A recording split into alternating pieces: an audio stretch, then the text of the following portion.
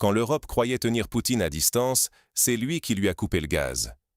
Oui, vous avez bien entendu. Vladimir Poutine vient d'annoncer l'arrêt immédiat des livraisons de gaz russe vers l'Europe. Résultat ? À Paris comme à Bruxelles, on a senti le thermomètre chuter d'un coup.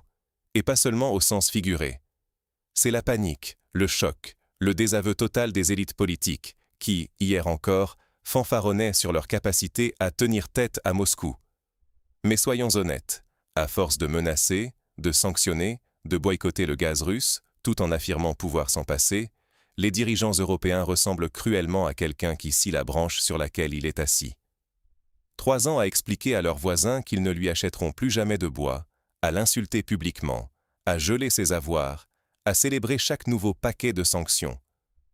Et aujourd'hui, ils feignent la surprise quand leur fournisseur dit, calmement, « Eh bien, bonne chance cet hiver, moi j'ai trouvé d'autres clients. » C'est exactement ce qui vient de se produire. La Russie ne supplie plus l'Europe de rester cliente. Elle tourne la page, redirige ses ressources vers la Chine, l'Inde, l'Asie du Sud-Est, vers des partenaires qui ne cherchent pas à la punir tout en profitant de son énergie. Fini la diplomatie à géométrie variable. Pour Poutine, l'économie passe désormais avant la politique. Le plus ironique ? L'Europe, persuadée de tenir la Russie à genoux, se retrouve piégée par ses propres choix. Hausse des prix, risque de coupure, industrie en péril, perte de crédibilité internationale. L'Union européenne risque aujourd'hui de tout perdre, son énergie, son confort et même son influence sur le récit mondial. Mais comment en est-on arrivé là ? Retour sur la genèse de cette crise énergétique sans précédent. Pendant 3 ans, l'Union européenne a défié la Russie, mais à quel prix ? Tout a commencé par une déclaration de guerre énergétique. Bruxelles a annoncé haut et fort vouloir briser toute dépendance au gaz russe en multipliant les sanctions, en gelant les avoirs de Moscou et en mettant la pression sur tous les partenaires européens pour couper les ponts. Le message était clair. Plus jamais l'Europe ne sera à la merci du Kremlin. Dans les couloirs du pouvoir, on se félicitait, les transatlantiques applaudissaient, les médias vantaient l'audace européenne. Mais derrière ces discours triomphants, un pari risqué, que la Russie resterait dépendante de ses clients européens, que Poutine n'aurait pas d'autre choix que de continuer à vendre son gaz bon marché en Europe, même sous les insultes et les gels d'avoirs. Mais ce pari, c'était de l'idéalisme politique pur, au détriment de la raison économique. Les décisions n'ont pas été prises selon l'intérêt des peuples ou de l'industrie, mais pour afficher une posture morale face à Moscou. Résultat, sanctions en cascade, boycott, menaces, et même la volonté d'accélérer le calendrier pour sortir du gaz russe dès 2022. L'Europe croyait tenir le bon bout, jusqu'au jour où Moscou a décidé de reprendre la main. Poutine n'a pas attendu. Il a répondu « Vous ne voulez plus de notre gaz ? Très bien, fermons les vannes tout de suite. » Pas besoin d'attendre 2022, car la Russie, contrairement à ce que pensaient les stratèges européens, avait déjà ouvert de nouveaux marchés. La Chine, l'Inde, l'Asie du Sud-Est. Des partenaires en pleine croissance, affamés d'énergie, prêts à payer et surtout fiables. La priorité russe ? L'efficacité économique, pas la vengeance politique. Pourquoi vendre à ceux qui vous haïssent et gèlent vos avoirs quand d'autres tendent la main ? Face à ce retournement, c'est l'Europe qui s'est retrouvée piégée par ses propres choix. Les prix du gaz ont explosé, la facture énergétique est devenue insoutenable, et les industries européennes suffoquent. Tout ça au nom de principes idéologiques. Mais que s'est-il passé lorsque la Russie a pris l'initiative ? Et si le joueur d'échecs russe avait anticipé tous les coups ? C'est exactement ce qu'on est en train de voir. Quand Vladimir Poutine annonce, sans la moindre menace, que la Russie n'a tout simplement plus besoin du marché européen, ce n'est pas un coup de bluff. C'est un renversement de situation totale. Alors que l'Europe croyait appuyer sur le bouton des sanctions pour étrangler Moscou, c'est elle qui se retrouve sous pression. En réalité, la Russie avait préparé ses arrières bien avant le couperet. Pékin, New Delhi, tout le sud-est asiatique sont déjà devenus des clients privilégiés pour le gaz russe. Les contrats se signent en yuan, en roupies, à long terme, loin des caprices des marchés européens. La Russie n'est plus dépendante de l'Europe, c'est l'Europe qui découvre brutalement sa propre vulnérabilité. La réaction, côté Bruxelles, c'est la sidération. Les dirigeants oscillent entre déni et panique, tandis que la colère monte dans la rue. Les prix du gaz explosent, on est passé de 200 à 250 $ il y a 2 ans à plus de 700 $ aujourd'hui. Résultat, l'industrie européenne étouffe, des usines ferment en Allemagne, les petits entrepreneurs italiens n'arrivent plus à payer leurs factures, les agriculteurs français bloquent les routes.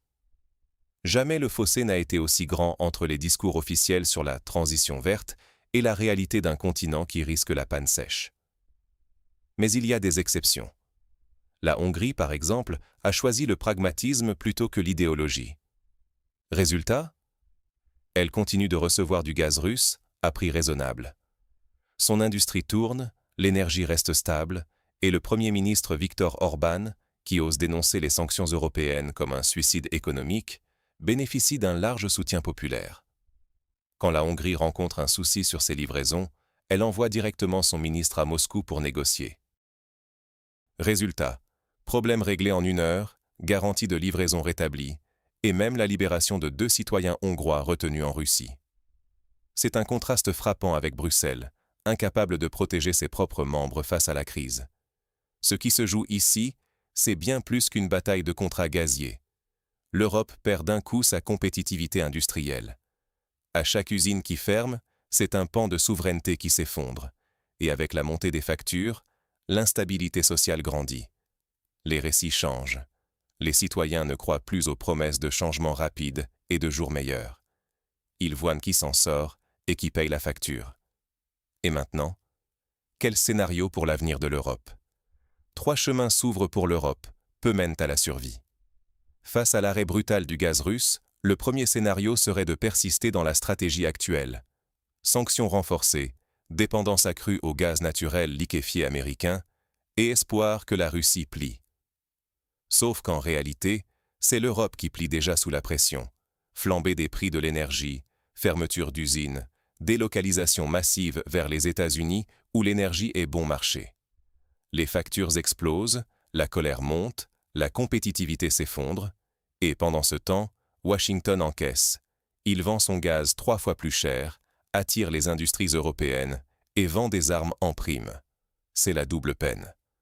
Le second scénario, plus explosif encore, verrait certains pays européens, lassés de payer le prix fort pour des décisions prises à Bruxelles, faire sécession d'avec la ligne officielle. On pense à la Hongrie d'Orban, ou même à certains courants en France ou en Slovaquie.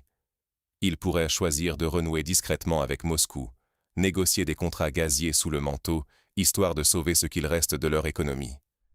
Mais ce choix, c'est aussi le début de la fin pour l'unité européenne.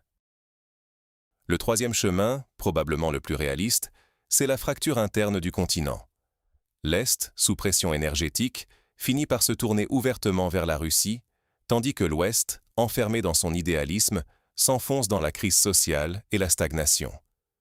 L'Union européenne, conçue comme un bloc solidaire, risque alors de voler en éclats, incapable de parler d'une seule voix. Pendant ce temps, la Russie n'a fait que suivre la logique du marché. Pourquoi vendre du gaz à des clients imprévisibles qui menacent un jour sur 2 de rompre les contrats ou de geler les avoirs ? Moscou a ouvert la porte à l'Asie, la Chine, l'Inde, les pays de l'OPEP+, tous signent pour du long terme, sans conditions politiques. Le rouble se maintient, le budget est sous contrôle, et la croissance russe dépasse désormais celle de l'Europe. Les gagnants ? Les États-Unis évidemment, qui raflent l'énergie, l'industrie, la domination stratégique. La Russie, qui a su rebondir. L'Asie, qui profite des nouveaux flux. Les perdants ? L'Europe, ses citoyens et ses industries, qui perdent le prix fort de choix idéologiques déconnectés du réel. Et le pire, ce n'est même pas la crise économique. C'est la perte du contrôle du récit, du pouvoir d'influence européen sur le continent. Mais de cette crise, peut-on tirer des leçons ? Le business, ce sont des chiffres, pas des slogans. Regardons les faits. L'Europe pensait tenir la Russie en laisse grâce à ses sanctions et son marché, persuadée qu'elle imposerait seule les règles du jeu. Mais la réalité, c'est que la Russie a manœuvré comme un chef d'entreprise averti. Au lieu de paniquer, elle a diversifié ses clients, sécurisé ses contrats à l'Est et géré la crise avec un sang-froid presque clinique. Pendant ce temps, l'Europe, convaincue d'incarner le loup de la fable, a annoncé vouloir tourner le dos au gaz russe, mais sans jamais être prête à en assumer les conséquences. Résultat ?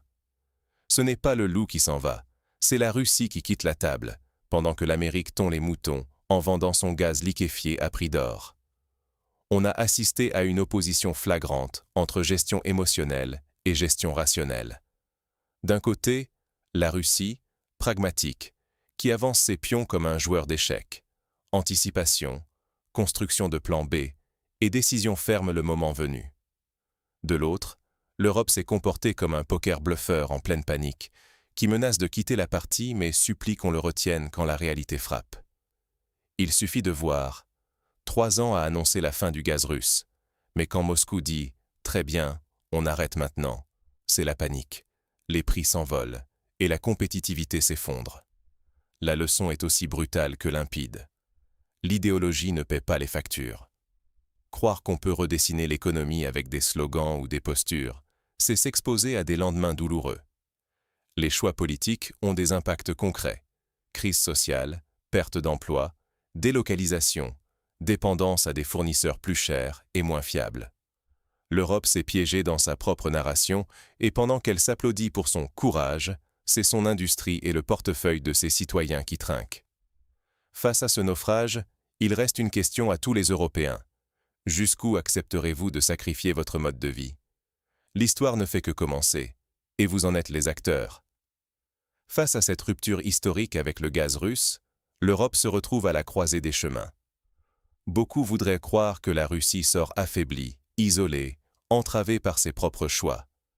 Mais la réalité, c'est que le pragmatisme économique a triomphé de l'idéalisme politique. Moscou a simplement redirigé ses ressources vers l'Est, vers des clients fiables, pendant que Bruxelles, sous les applaudissements aveugles de Washington, assied la branche sur laquelle elle était assise. Aujourd'hui, ce sont les citoyens européens qui paient le prix fort. Explosion des factures d'énergie, industries qui ferment les unes après les autres, chômage qui grimpe et un sentiment d'impuissance qui s'installe. L'Union européenne, autrefois fière de sa stabilité et de son indépendance, voit sa compétitivité s'effondrer alors que la Russie, elle, encaisse les bénéfices de ces nouveaux partenariats sans même forcer le trait.